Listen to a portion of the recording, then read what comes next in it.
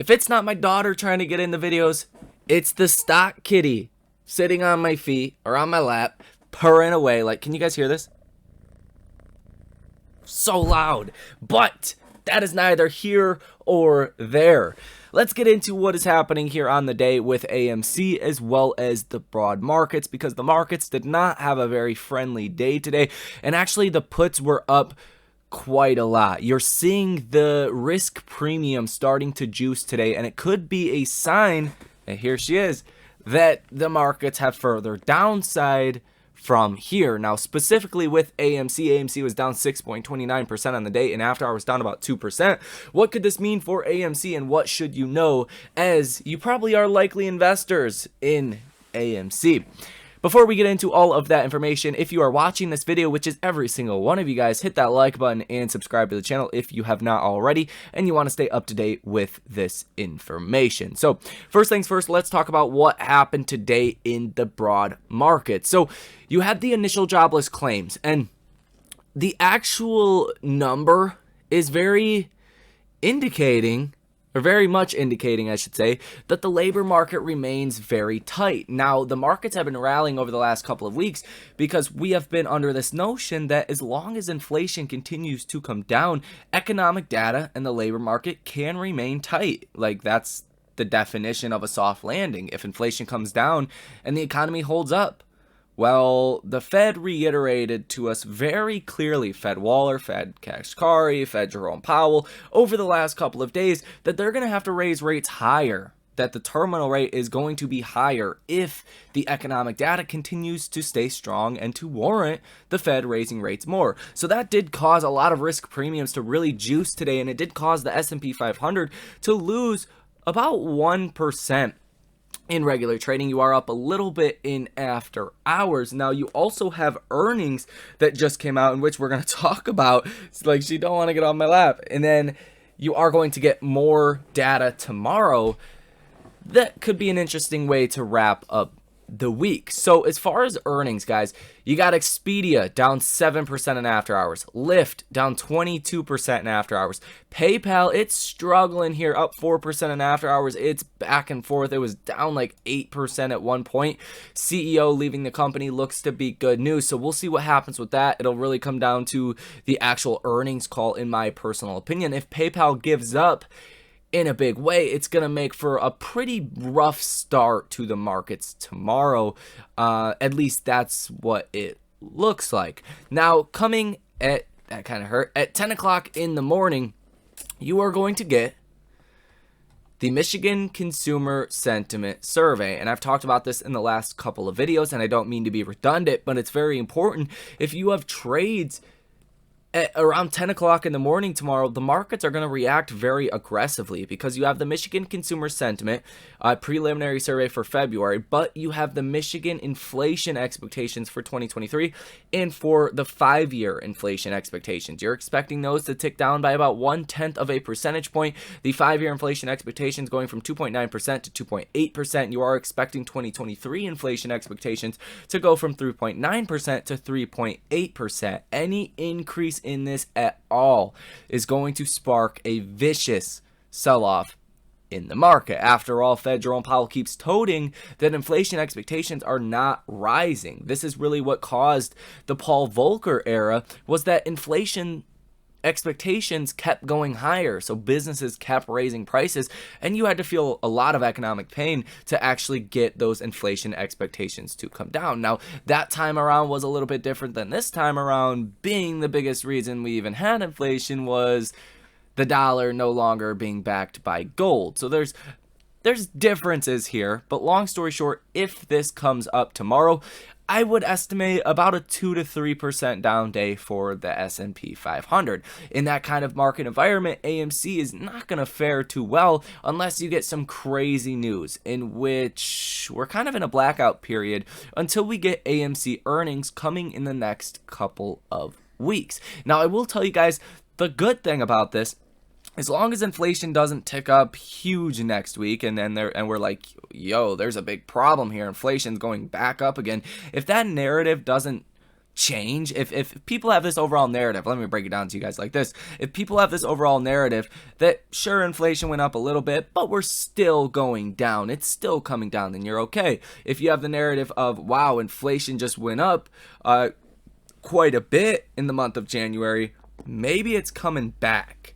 Well, that's where you can get big problems for the S&P, and that's where you could get some big problems for AMC share price. Now, I do think all of this is very short-term in nature, and it has nothing to do with the actual short squeeze. I think, contrary to popular belief, the actual fundamentals and the earnings of what the company says will have a bigger impact to causing shorts to cover or not, simply due to the fact the only reason you short a stock is because you think it's overvalued. You think there's fraud going on. You think something along those lines is happening. And as of right now, I mean, we don't think there's fraud going on, at least with AMC's management, right, with the company.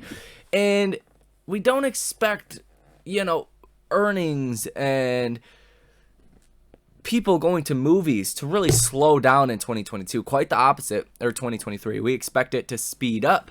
And I think that's going to be confirmed to us on earnings. And that could be very big. And that could cause a very explosive reaction and help squeeze shorts out of their short positions. After all, historically, AMC does tend to sell off after earnings and then subsequently rally about 2 to 4 weeks after earnings. It almost happens like clockwork. Besides the earnings in August, AMC did go up after those earnings. But nonetheless, that's really what you have as far as the data for tomorrow.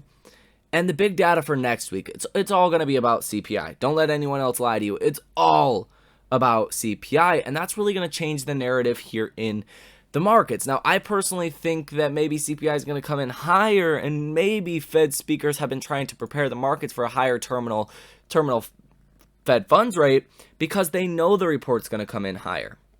Who knows? That's only my speculation, and that is not really a reason to make a trade, but it does seem a little fishy to me. So there is that. Let's talk about everything you need to know as far as AMC and the data is concerned pertaining to this short squeeze trade. So if we take a look at the FTDs, like I reported to you guys yesterday, what they have to cover by the end of the day tomorrow, you're going to be looking at about 2.1 million shares that need to be bought back. That is a substantial amount. That is 10% to 15% of the volume on any given day. So when that happens, you can tend to get some very aggressive rallies, right? Just simple logic, right? 10-15% of the volume going in as just buys. That's going to cause, in theory, a pretty substantially positive day. And we've seen this correlation in the past where high FTD closeout days, right, millions of shares, cause rallies in AMC. Now, I think tomorrow is particularly interesting because you do have those inflation expectations that also come out tomorrow, and that could either exacerbate, I'm not even sure if I'm saying that right, an upside move or a downside move. So I think tomorrow is going to be even more important. Like I indicated in the last video, you guys want to watch and see how AMC does trade overall, given there is millions of FTDs that need to be bought back by tomorrow. Next week as well, you're going to be seeing millions of FTDs almost every single day that do need to be bought back. So there is that. Let's get into the Vortex data with AMC stock. I do want to just tell you guys again, there is no company-specific news coming out today on AMC causing the stock to drop 9%, including the move that we are currently seeing in after hours. There's nothing. There's nothing on the whole sector as a whole. GameStop, AMC, Bed Bath & Beyond, literally nothing is new information today. It's simply the market dynamics of the sell-off that we're seeing. Risk on assets are selling off today, and they're selling off pretty aggressively. I mean, 1% down S&P, if you look at your portfolio, you would think it's like a 3% down day for the S&P if you didn't have puts, I guess. So nothing company specific, nothing that you should be worried about, nothing that changes the overall short squeeze. It just changes the price, because AMC is now at $5.19 per share. And after this Vortex data, we'll get into the technicals a little bit more. So as far as the current estimates, like I said, AMC is still on the threshold securities list. The live short interest of free float at 22.65%. The live short interest, meaning the amount of shares currently sold short, sits at 116.68 million, up about 500,000 shares here on the day. Cost to borrow average 294.88%. Cost to borrow max at 358%. And cost to borrow minimum, it says negative 1.2%. You just know that's wrong right off the bat. Now, Interactive Brokers short availability has 0 shares available to be lent out, with a cost to borrow rate last we knew at 167%. And even though AMC stock is falling, these cost to borrow rates being so high really does not help shorts stay in their short positions. Especially, I've stressed it so many times, you guys, especially if we do have earnings that are positive and the fundamentals get even more positive, right? AMC seeing a path to profitability or whatever they say, right? There could be a lot of things. AMC is one of the most unpredictable companies you could really invest in. They're trying to do, they bought a damn gold mine. They're a movie theater company. Come on now. Anything can happen. And at that point, fundamental increases that makes the business better will help to also squeeze out shorts from their short positions.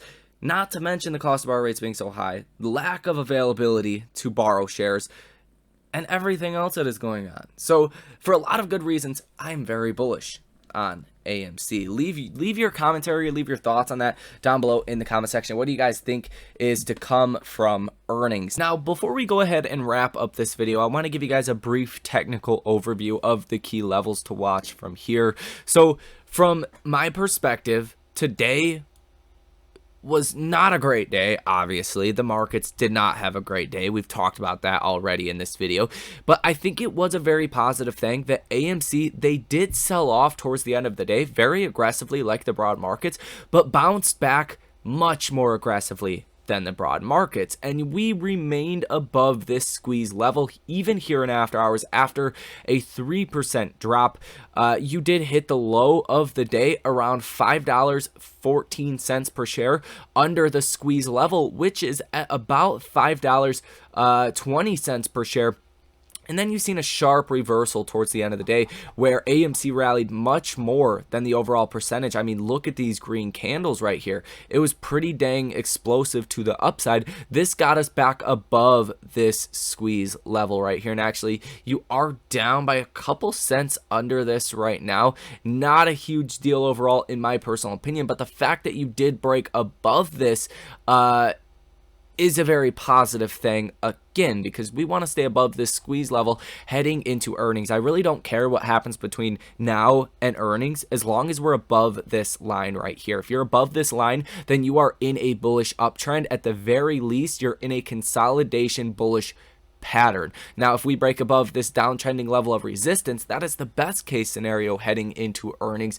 But really the worst case scenario from here, let's say inflation expectations tick up by 0.2%. We just see inflation expectations all of a sudden go up like crazy. That would be crazy. That would be like a 2 to 3% down move in the S&P coming tomorrow. You want to stay above $5 per share. That's going to be the next major support level. And then if you break under that as like a worst case scenario, you're in no man's land. We really don't have any support levels until you get to the 52-week low, which was at $3.77 per share. So I think on a risk to reward basis, it looks really good short term on AMC the closer we get to $5, because I think at the very least we will hold $5. Again, I'm not a financial advisor. If we don't, we don't. And then you'll be in no man's land, and it's really hard to tell where we would go under $5 per share. But as of right now, still holding strength above that $5 level and holding strength around this squeeze level. And this squeeze level is this blue line right here. If you guys are unfamiliar, you don't watch these videos often, then you might not know this, but this blue line is the same level that we were at after the January rally, after the initial sell-off, and then we really consolidated above this line heading into the June rally. So this, on a split adjusted basis, however you guys want to look at it, this is the same level that we were at before the June rally.